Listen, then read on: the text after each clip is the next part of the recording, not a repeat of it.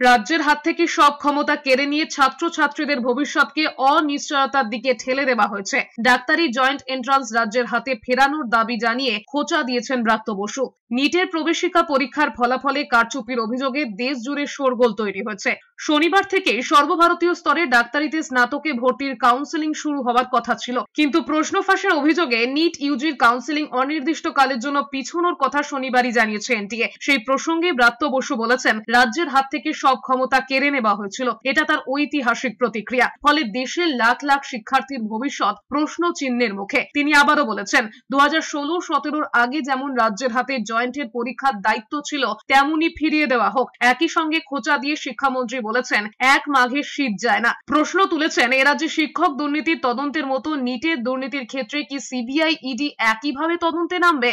NEET তারা counselling এবছর মেডিকেলে করতে পারছে না, অনিশ্চিত।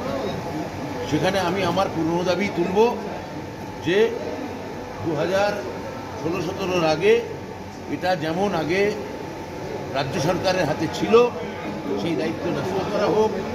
আমরা স্বচ্ছতার সঙ্গে অনলাইনে সম্পূর্ণ ক্ল্যারিটি এনে আমাদের জয়েন্ট এন্ট্রান্স বোর্ড অত্যন্ত সাকসেসফুলি এই পরীক্ষা দিতে পারবে বলে আমি বিশ্বাস করি।